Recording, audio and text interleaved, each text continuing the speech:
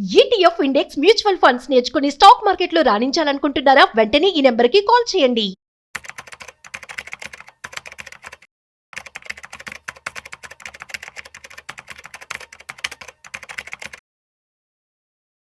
Iran Israel war మధ్య world market ఎలా ఉంది? ప్రస్తుతం మనం చూస్తున్నట్లయితే ఆయిల్ రేట్స్ కావచ్చు, అదేవిధంగా గోల్డ్ రేట్స్ కావచ్చు, ఇవన్నీ కూడా పెరిగిపోతూ ఉన్నాయి. ఈ యొక్క వారికి సంబంధించి కావచ్చు, అసలు మార్కెట్ ఎలా ఉండబోతుంది, ఈ విషయాల ముందు చెప్పడానికి ఇవాళ మనతో శ్రీరామచంద్రమూర్తి గారు ఉన్నారు, ఫినాన్షియల్ ఎక్స్పర్ట్. తన మాటల్లో మరింత సమాచారం అడిగి తెలుసుకుందాం. హాయ్, హలో, నమస్తే, వెల్కమ్ టు సుమన్ టీవీ. నేను మీ Rajeev Pasupuleti. Let's start. Hi sir, నమస్తే. నమస్తే అండి సార్, ఎలా ఉన్నారు? బాగున్నామండి. Thank you so much for coming. Thank మనం చూస్తున్నట్లయితే ఇరాన్ అండ్ ఇజ్రాయెల్ వార్ చాలా ఉద్రిక్త పరిస్థితులు అయితే నెలకొన్నాయని చెప్పుకోవచ్చు. దీని ద్వారా మార్కెట్ అయితే తగ్గుతూనే వస్తోంది. అవును. ఎలా ఉండబోతుందంటే ఏం చెప్తారు? గత 2 సంవత్సరాల నుంచి ఇది ఒక పెద్ద ఇష్యూ అయిపోయింది సార్. True. వెస్ట్ ఏషియా అంతా కూడా. అంతకు Mhm. మొన్నటిదాకా ఈ పాలస్తీనా, గాజా స్ట్రిప్ దీని మీద ఉన్న ఇజ్రాయెల్ ఇప్పుడు ఒక్కసారిగా ఇరాన్, సిరియా మీదకి వచ్చింది. అసలు ఇజ్రాయెల్ కాన్సెప్ట్ ఏంటో అర్థం కావట్లేదు. వాళ్ళు యాక్చువల్గా వాళ్ళు పీస్గా ఉండట్లేదు, మిగతా వాళ్ళని కూడా పీస్ఫుల్గా ఉండట్లేదు. అనవసరంగా ఏమవుతుందంటే ఫస్ట్ ఇజ్రాయెల్ ఎలిగేషన్స్ చూస్తుంటే ఇరాన్ అణ్వాయుధాలు తయారు చేస్తుంది అని అయితే చెప్తున్నారు. బట్ ఇరాన్ అమెరికాతో ఒక దాదాపు 5 సార్లు మీటింగ్ జరిగింది. 6వ మీటింగు మొన్న 13వ తారీఖు, 16వ తారీఖు జరగాలంటే వీళ్ళు 13వ తారీఖు నుంచే వార్ స్టార్ట్ చేశారు ఇజ్రాయెల్ మీద. అసలు యాక్చువల్గా చూస్తే ఇరాన్ మీద అణ్వాయుధాలు ఇది తయారు చేస్తుంది, దానివల్ల భవిష్యత్తులో ఇజ్రాయెల్కి పెద్ద ఉంది అనేది, థ్రెట్ ఉంది అనేది సాకుతో అసలు ఇప్పుడు అన్నెసర్లీ ఫైట్ని తీసుకొచ్చింది. ఇరాన్ యొక్క స్టామినాని కూడా చూసుకోకుండా వాళ్ళలో మెయిన్ కీ పీపుల్ అందరినీ కూడా చంపేసింది. దాదాపు ఎవరైతే అణ్వాయుధాలు శాస్త్రవేత్తల్ని, అమాయకుల్ని వీళ్ళందరినీ కూడా అటాక్ చేయటం అనేది ఒక రకంగా వాళ్ళు ప్లాన్డ్గా చేస్తున్నారా, అసలు థర్డ్ వరల్డ్ వరకు తీసుకెళ్లేటట్టు చేస్తున్నారా, ఇజ్రాయెల్ యొక్క ఎగ్జిస్టెన్స్ కోసం, వాళ్ళ స్వార్థం కోసం ప్రపంచాన్ని చాలా ఇబ్బంది పెడుతున్నారు అనేది అయితే ఇప్పుడు కన్ఫర్మ్ అవుతుంది. ఎందుకంటే 2 ఇయర్స్ నుంచి కూడా ఇది ఫస్ట్ పాజిటివ్గా అనిపించిన ఇజ్రాయెల్ ఎఫెక్ట్ చూస్తుంటే ఇప్పుడు గాజా స్ట్రిప్లో వాళ్ళు సివియర్గా కాకుండా హమాస్ మీద చేద్దామని చెప్పి మొదలుపెట్టి వాళ్ళు అసలు ఒక సివియర్గా ఎంతకాడికి పీస్ఫుల్కి రావట్లేదు. ఈసారి దీనికి తోడు ఏంటంటే యుఎస్ కూడా బాగా బ్యాకప్ ఇచ్చింది ఇజ్రాయెల్కి. దాంతో ఏమవుతుందంటే వీళ్ళు ఆడింది ఆట, పాడింది పాట అన్నట్టు అయిపోయింది. దీనికి మళ్ళీ బ్రిటన్ సపోర్ట్ చేస్తుంది. ఇప్పుడు ఈ నాటో ఒక పక్క ఇటు ఇజ్రాయెల్ అసలు వరల్డ్ మొత్తం చూస్తుంటే, మళ్ళీ ఒక పక్క ఇటు ఉక్రెయిన్కి సపోర్ట్ చేయటం, రష్యాని తీసుకురావటం, ఇదంతా ఏంటంటే కంప్లీట్ గా యుఎస్ బ్యాక్గ్రౌండ్ లో జరుగుతున్న మ్యాటర్స్ అనేది అర్థమవుతుంది క్లియర్ గా. దీనికి అసలు అమెరికాని ఎదిరించి మాట్లాడిన వాళ్ళందరి మీద మొన్నటిదాకా టారిఫ్లు వేయటం, ఒక రకంగా ఈ అగ్రరాజ్యం యొక్క ఓవర్ డామినేషన్ ని చూపించడానికి ఇదొక ప్లేస్ గా చూపిస్తున్నారు. ఇప్పుడు నెక్స్ట్ యుఎస్ కూడా డైరెక్ట్ గా వార్లోకి ఎంటర్ అవుతాము ఒక 1-2 days లో అన్నట్టుగా చెప్తున్నారు ఇప్పుడు. దీనికి కూడా ఎన్ని మిసైల్స్ చూసారా? ఆల్మోస్ట్ ఒకేసారి 230 మిసైల్స్ వేస్తారు. ఇవన్నీ చూస్తుంటే ఏంటంటే ఇప్పుడు దీనికి కౌంటర్ గా ఇప్పుడు ఇరాన్ కి సపోర్ట్ గా ఇప్పుడు చైనా, రష్యా అనేది ఇటు సపోర్ట్ చేయాల్సి వచ్చే పరిస్థితి వచ్చి బ్యాలెన్స్ చేయాలి కాబట్టి ఇటు సపోర్ట్ చేస్తాం. అంటే ఇండైరెక్ట్ గా ఏం జరుగుతుంది మనకి తెలియనట్టు చెప్తున్నారు, కానీ ఇటు ఉక్రెయిన్ లో కానీ, ఇటు ఇజ్రాయెల్ లో కానీ, అటేమో అమెరికా బ్యాకప్ ఉంది, ఇటేమో రష్యా బ్యాకప్ ఉంది. మళ్ళీ ప్రచన్న యుద్ధం అనేది మళ్ళీ స్టార్ట్ అవుతుంది. లాస్ట్ 3 years నుంచి జరుగుతున్న ఇష్యూ ఇది. మా భారత్ లాంటి కంట్రీస్ గ్రో అవుదామని ఎంతో ట్రై చేస్తుంటే ఈ గ్రోత్ ని అడ్డుకోవడానికి వీళ్ళు చాలా దారుణంగా చేస్తున్నారు. ఇది జరుగుతున్న విషయం. ఇవాళ మనం ఏంటంటే ఇజ్రాయెల్ చాలా పాజిటివ్ అనే బిల్డప్ లాస్ట్ 2 years నుంచి ఇచ్చారు, కానీ ఇప్పుడు కనపడుతున్న విషయం ఏంటంటే వాళ్ళు నేతన్యాహు పాయింట్ ఆఫ్ వ్యూలో తీసుకుంటే ఆయన అధికారం నిలబెట్టుకోవడానికి యుద్ధం చేస్తున్నాడు అనేది అక్కడ జరుగుతుంది. ఆయన అంతర్గత యాక్చువల్గా ఇజ్రాయెల్ ప్రజలకు కానీ ఎవరికి ఇష్టం లేదు. ఆ వార్ ఉన్నంతకాలం ఈయన అధ్యక్ష స్థానంలో ఉంటాడు కాబట్టి ఆయన అదే మెయింటైన్ చేస్తున్నారు. ఇది వాళ్ళ వరల్డ్ ఎవరికి తెలియదు అనుకొని మెయింటైన్ చేస్తున్నారు, కానీ ఇప్పుడు అందరికీ ఓపెన్ అయిపోయింది అసలు ఎవరు ఏంటి అనేది.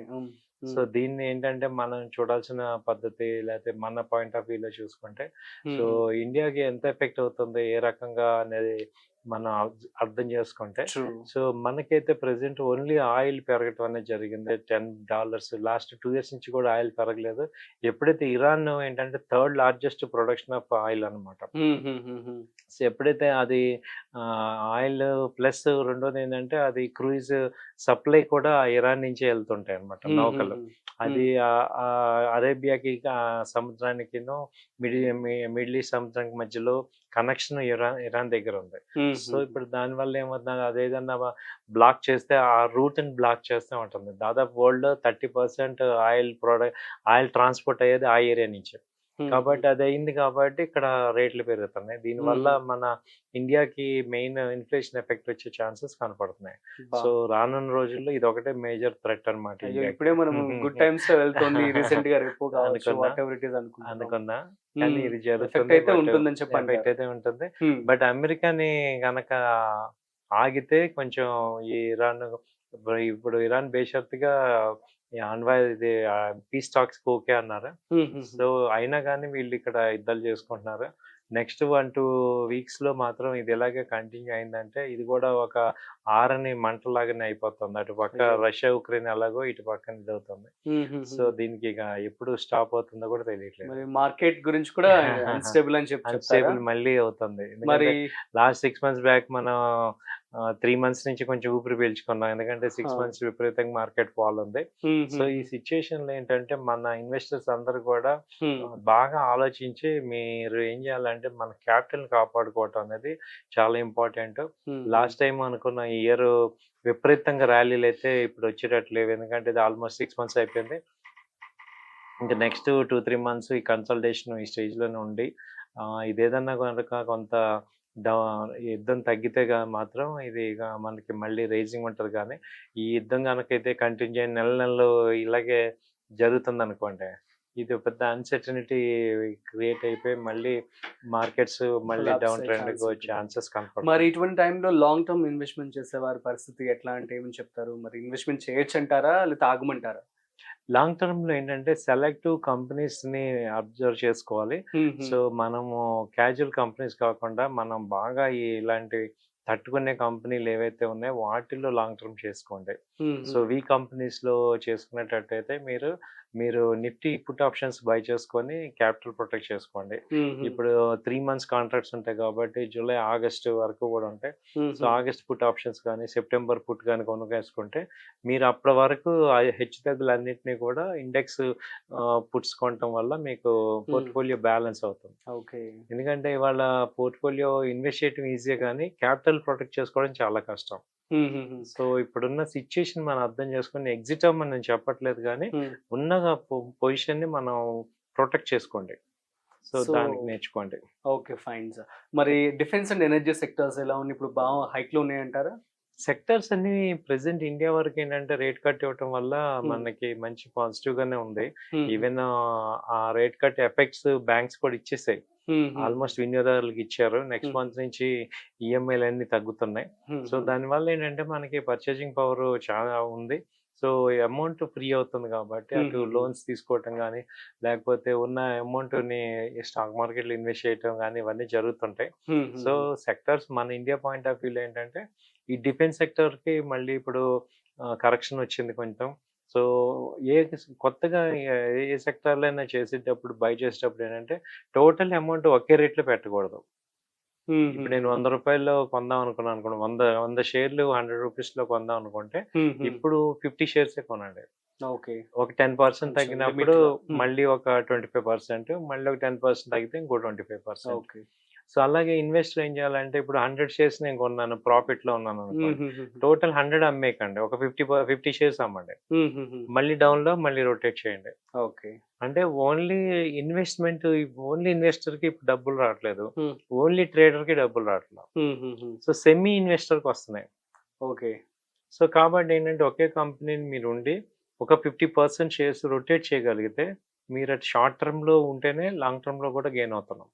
ఇప్పుడు కొత్త మోడల్ అనేది ఇప్పుడు మనం తీసుకోవాల్సింది ఏంటంటే ఓన్లీ ఇంట్రాడే చేస్తాను లేకపోతే ఓన్లీ షార్ట్ టర్మ్ చేస్తానన్నా మనీ రావట్లా, ఓన్లీ లాంగ్ టర్మ్ అన్నా రావట్లేదు.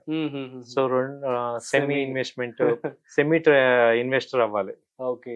సో డిపెండ్స్ అపాన్ సిచ్యువేషన్ బట్టి ఇలా తెలివిగా చేసుకుంటే బెటర్ చేసుకుంటే అంటారు. బెటర్ అండి. Yeah super sir, thank you so much. Thank so you. Guys అర్థమైంది కదా, ఇటువంటి వార్ మధ్య ఓల్డ్ అయితే ప్రస్తుతం ఇన్స్టేబుల్ గానే మార్కెట్ నడుస్తుందని చెప్పి కూడా శ్రీరామచంద్రమూర్తి గారు చెప్పడం జరుగుతుంది. ఎట్ ది సేమ్ టైం మీరు కనుక సెమీ కైండ్ ఆఫ్ ట్రేడింగ్ కనుక చేస్తే కనుక బెటర్ అని చెప్పడం జరుగుతుంది. ఎప్పుడు కూడా ఒక దాని మీద డిపెండ్ అవ్వకుండా తెలివిగా మీరు ఇన్వెస్ట్మెంట్ చేసుకొని చక్కగా లాభాలని పొందండి. That's it. మరొక ఇంట్రెస్టింగ్ కాంటెంట్ తో మళ్ళీ కలుద్దాం. అంతవరకు చూస్తూనే ఉండండి సుమన్ టీవీ.